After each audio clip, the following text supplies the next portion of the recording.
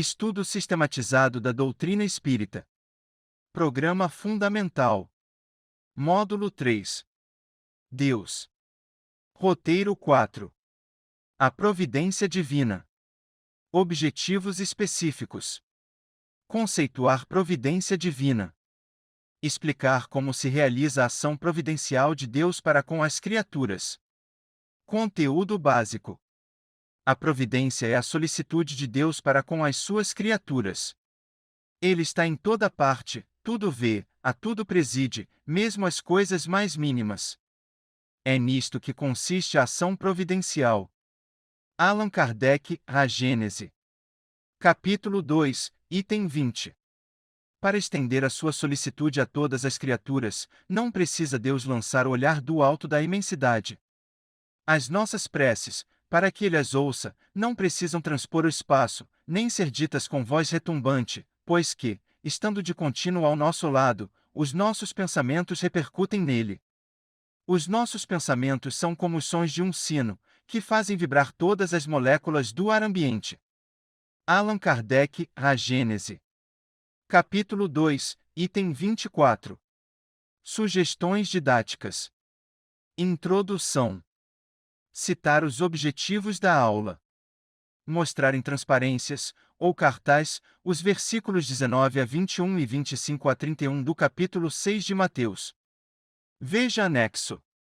Pedir a um ou mais participantes que leiam o texto evangélico em voz alta. Solicitar à turma que, em duplas, responda às seguintes perguntas. Como se manifesta a providência de Deus entre os seres inferiores da criação? Como se realiza a ação providencial de Deus para com os seres humanos? Ouvir as respostas das duplas, em seguida destacando que a solicitude de Deus para com os seres da criação é dada de acordo com as necessidades de sua subsistência. Desenvolvimento. Em conjunto com os participantes, conceituar providência divina, esclarecendo a forma como ela se manifesta.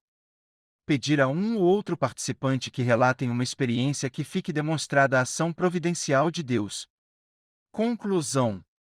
Concluir a aula, retornar aos objetivos do roteiro, estabelecendo uma ligação com os assuntos estudados.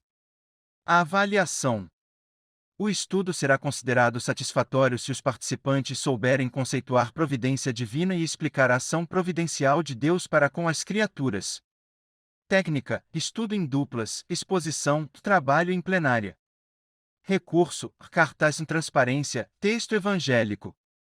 Subsídios. A providência é a solicitude de Deus para com as suas criaturas. É a suprema sabedoria com que o Criador conduz todas as coisas, é o cuidado constante, o zelo ininterrupto, é o Espírito superior, é o anjo velando sobre o infortúnio, é o Consolador invisível, é o farol aceso no meio da noite, para a salvação dos que erram sobre o mar tempestuoso da vida. A providência é, ainda, principalmente, o amor divino derramando-se a fluxo sobre suas criaturas. Deus está em toda parte, tudo vê, a tudo preside, mesmo as coisas mais mínimas. É nisto que consiste a ação providencial. Como pode Deus, tão grande, tão poderoso, tão superior a tudo, imiscuir-se em pormenores ínfimos, preocupar-se com os menores atos e os menores pensamentos de cada indivíduo? Esta interrogação que a si mesmo dirige o incrédulo, concluindo por dizer que, admitida a existência de Deus, só se pode admitir, quanto à sua ação, que ela se exerça sobre as leis gerais do universo, que este funcione de toda a eternidade em virtude dessas leis, às quais toda criatura se acha submetida na esfera de suas atividades, sem que haja místera intervenção incessante da providência. Achamo-nos então, constantemente, em presença da divindade, nenhuma das nossas ações lhe podemos subtrair ao olhar, o nosso pensamento está em contato ininterrupto com o seu pensamento, havendo, pois, razão para dizer-se que Deus vê os mais profundos refolhos do nosso coração. Estamos nele, como ele está em nós, segundo a palavra do Cristo. Para estender a sua solicitude a todas as criaturas, não precisa Deus lançar o olhar do alto da imensidade.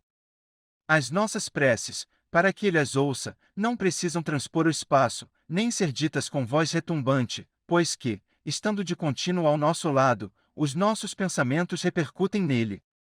Os nossos pensamentos são como os sons de um sino, que fazem vibrar todas as moléculas do ar ambiente. Nada obsta que se admita, para o princípio da soberana inteligência, um centro de ação, um foco principal a irradiar incessantemente, inundando o universo com seus eflúvios, como o Sol com a sua luz. Mas onde esse foco? É o que ninguém pode dizer. Provavelmente, não se acha fixado em determinado ponto, como não está a sua ação, sendo também provável que percorra constantemente as regiões do espaço sem fim. Se simples espíritos têm o dom da ubiquidade, em Deus há de ser sem limites essa faculdade. Enchendo Deus o universo, poder-se-ia ainda admitir, a título de hipótese, que esse foco não precisa transportar-se, por se formar em todas as partes onde a soberana vontade julga conveniente que ele se produza, donde o poder dizer-se que está em toda parte e em parte nenhuma. A ação providencial de Deus pode ser percebida nas seguintes palavras de Emmanuel. Se acreditas que o hálito das entidades angélicas bafeja exclusivamente os cultivadores da virtude, medita na providência divina que honra o sol, na grandeza do espaço, mas induzindo a sustentar os seres que ainda jazem colados à crosta do planeta, inclusive os últimos vermes que rastejam no chão. Contempla os quadros que te circundam, em todas as direções, e reconhecerás o amor infinito buscando suprimir, em silêncio, as situações deprimentes da natureza. Cachoeiras cobrem abismos. Fontes alimentam a terra seca. Astros clareiam o céu noturno. Flores valorizam espinheirais. No campo de pensamento em que estagias, surpreenderás esse mesmo infinito amor, procurando extinguir as condições inferiores da humanidade. Pais transfigurados em gênios de ternura. Professores desfazendo as sombras da ignorância. Médicos a sanarem doenças. Almas generosas socorrendo a necessidade. Entendemos, assim, que Deus se ocupa com todos os seres que criou, por mais pequeninos que sejam. Nada, para sua bondade, é destituído de valor. Devemos, entretanto, considerar que, a despeito da ação providencial de Deus para com todas as suas criaturas, estamos vinculados aos resultados do nosso livre-arbítrio. Dessa forma, todas nossas ações estão submetidas às leis de Deus. Nenhuma há, por mais insignificante que nos pareça, que não possa ser uma violação daquelas leis. Se sofremos as consequências dessa violação, só nos devemos queixar de nós mesmos, que desse modo nos fazemos os causadores da nossa felicidade ou da nossa infelicidade futuras. Fica claro, portanto, que a providência divina se manifesta duplamente sob a forma de misericórdia e de justiça, porque a compaixão, filha do amor, desejará estender sempre o braço que salva, mas a justiça, filha da lei, não prescinde da ação que retifica. Haverá recursos da misericórdia para as situações mais deploráveis. Entretanto, a ordem legal do universo cumprir-se-á, invariavelmente. Em virtude, pois, da realidade, é justo que cada filho de Deus assuma responsabilidades e tome resoluções por si mesmo. As provações da vida representam, assim, os cuidados de Deus para com todos os seus filhos, oferecendo-lhes benditas oportunidades de progresso espiritual, como nos esclarece o benfeitor Emmanuel. Em todas as provas que te assaltem os dias, considera a cota das bênçãos que te rodeiam, e, escorando-te na fé e na paciência, reconhecerás que a divina providência está agindo contigo e por teu intermédio, sustentando-te, em meio dos problemas que te marcam a estrada, para doar-lhes a solução. Diante desses problemas insondáveis, cumpre que a nossa razão se humilhe. Deus existe, disso não poderemos duvidar. É infinitamente justo e bom, nessa sua essência. A tudo se estende a sua solicitude, compreendemo-lo. Só o nosso bem, portanto, pode ele querer, donde se segue que devemos confiar nele, é o essencial. Quanto ao mais, esperemos que nos tenhamos tornado dignos de o compreender. Anexo. Observai os pássaros do céu. Não ajunteis tesouros na terra, onde a traça e a ferrugem tudo consomem, e onde os ladrões minam e roubam. Mas ajuntai tesouros no céu, onde nem a traça nem a ferrugem consomem, e onde os ladrões não minam, nem roubam. Porque onde estiver o vosso tesouro, aí estará também o vosso coração. Por isso, vos digo, não andeis cuidadosos quanto à vossa vida, pelo que haveis de comer ou pelo que haveis de beber, nem quanto ao vosso corpo, pelo que haveis de vestir. Não é a vida mais do que o mantimento, e o corpo, mais do que a vestimenta?